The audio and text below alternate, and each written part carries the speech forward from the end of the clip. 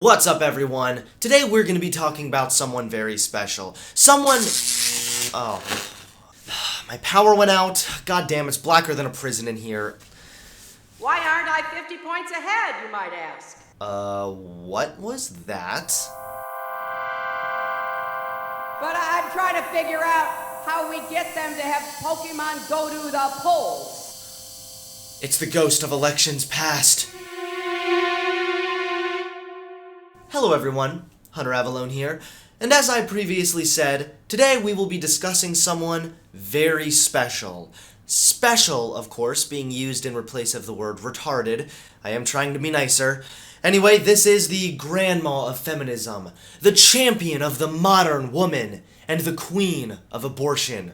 Ladies and gentlemen, today we are talking about the one and only Hillary Rodham Clinton. More specifically, where is Hillary since the election, and what has she been up to? Helpful hint, it hasn't been the glass ceiling. Now after the election, as you can guess, she's been pretty irrelevant. She did, however, recently release a statement that said, "I'm not going anywhere." Now this is pretty accurate for Hillary Clinton, especially considering she lost the election and has been stagnant and unheard of for nearly 2 years.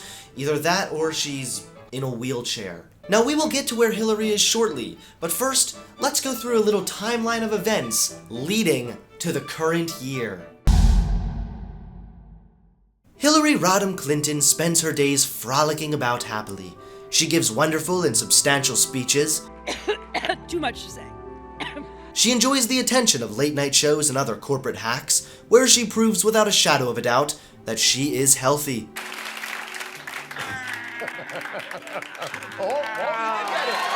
And she continues catering to the youth and really getting their attention and their support. But I'm trying to figure out how we get them to have Pokemon go to the polls. She enjoys the occasional nap, sometimes so much so she does so while standing up, and continues giving more wonderful speeches. I've been talking, so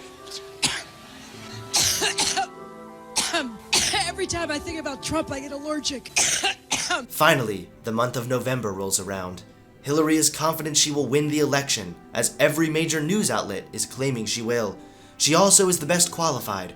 After all, she is a woman. You know, look, I'm not asking people to vote for me because I'm a woman, but I think if you vote for somebody on the merits, one of my merits is I'm a woman, and I think that makes a big difference in today's world. And as we all know, menopausal women are definitely the most rational choice for leaders of the country. Finally, the night before the election rolls around. Hillary is confident she will win as she lays in bed, counting sheep that will vote for her. However, all of her marketing dollars, her cringy celebrity support, and the corporate backing must have been black, because it really didn't work. Donald Trump is elected the President of the United States. Now, it was after this when Hillary-arity abounds. The mainstream media was stunned. Our youth cried enough tears to fill up a swimming pool, and Hillary Clinton was in total shock. She couldn't believe she lost. She was so confident and arrogant about this whole thing, it was later revealed she hadn't even written a concession speech, only a victory speech. But who cares? What difference does it make? Hillary Rodham Clinton spends her days coping with the fact that she's a loser. She confirms she used yoga, cleaning, and breathing techniques to calm herself down. Obviously, she used meth as well. As time went on, Hillary thought to herself, "Why don't I write a book, blaming everyone and everything for my election loss? After all, how could she have lost? She's running the best AI since Mark Zuckerberg." The book was titled, "What Happened?" and it tried to explain how and why Hillary lost. Now, the book title and the answer to what happened could have been narrowed down simply to I happened. However, the one thing Hillary hates more than flashing lights is taking responsibility. Like a good feminist, Hillary played her favorite game, the blame game, and blamed everyone and everything for her loss. It's important to note she did take a small amount of the blame, but mostly focused on blaming everyone else. Here's where she takes a small amount of responsibility on The Ellen Show. Because obviously I made mistakes, my campaign made mistakes, every candidate, every campaign does, and I wanted to be as candid about those as possible. Great job, Hillary. Seems you've made like Bill Clinton with his interns and got a little bit ahead. Finally, you're speaking a tad bit of truth. Stop right there. Hillary said she made mistakes after saying this. It was a perfect storm. I mean, there were a lot of currents of resentment and anger about all kinds of things in the country. There was a lot of sexism and misogyny, which now thankfully we're kind of pulling out of the dark and talking about. There was voter suppression, people trying to prevent other Americans from being able to vote. There was the FBI's intervention. And then there were the Russians. And the Russians were much more involved than even I understood.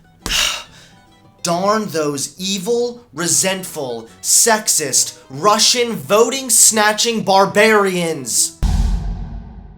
What's up, everyone, and welcome to Hollywood Special Access. Look, if I pretend to be some cringy Hollywood gossip show, maybe YouTube will monetize this video, so back the fuck off, okay? And Karen, can you give me my soy milk? Thanks! Today we're gonna be checking in with everyone's favorite Cedar Rapids chillin' chick, the Hill Dawg. We've seen the events leading to 2018, so now it's time to answer the question that everyone's been asking. Where is Hillary now, and what has she been up to? Hillary Rodham Clinton continues her journey into complete irrelevance. Earlier in the year, she made a little appearance at the low-rated Grammys, where she read from the debunked gossip book, Fire and Fury, the only book that makes liberals orgasm at the sight of it since the Quran. Despite her desperate attempt at remaining relevant, the only people who actually cared were the Hollywood hacks who invited her, and the crowd of low-IQ losers who cheered for her. Now, a few months later, this appearance is almost as forgotten as the men in Benghazi were to Hillary. Let's go ahead and visit the month of March. Hillary attended a conference in India, where she hacked out an array of nonsense. Her narcissism continued as she likened herself to the mother of America. Someone call social services immediately.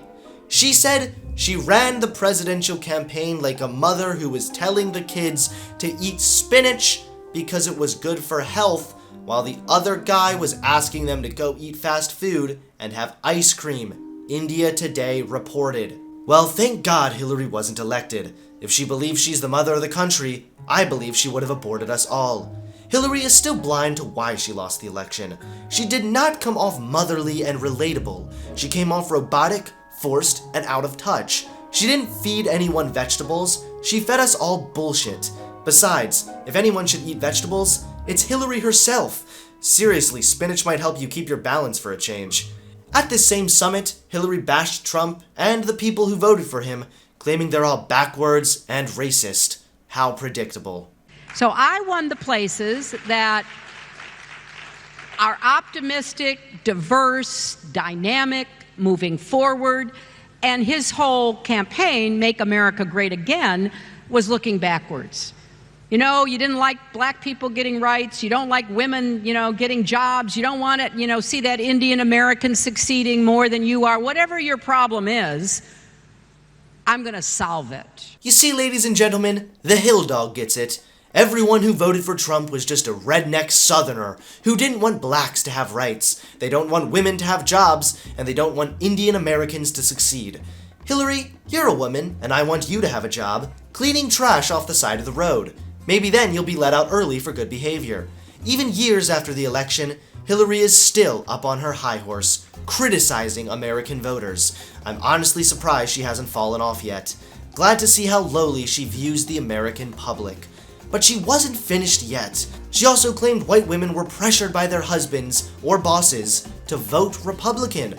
Because, Hillary believes women are strong and empowered, but they're also pressured by any evil man in their life. I can see why she has this view, however. She is married to Bill Clinton, and he has a lot of experience pressuring women. We do not do well with white men, and we don't do well with married white women. And part of that is an identification with the Republican Party and a sort of ongoing pressure to vote the way that your husband, your boss, your son, whoever, believes you should. And what happened in my election is I was on the way to winning white women until former director of the FBI, Jim Comey, dropped that very ill-advised letter. Ah, wonderful. Another excuse. Hillary, maybe women didn't vote for you because they can smell a bitch from a mile away. Just a thought. You should try to stop blaming everyone for your election loss and face the fact that you may have had something to do with it. You're unlikable and you lost, yet you are still so bitter about it. Fast forward a bit further, and Hillary is on tour at some women's-only safe space cafe in April. Now, we already know Hillbilly Clinton has an arrogance issue, but this just takes the cake.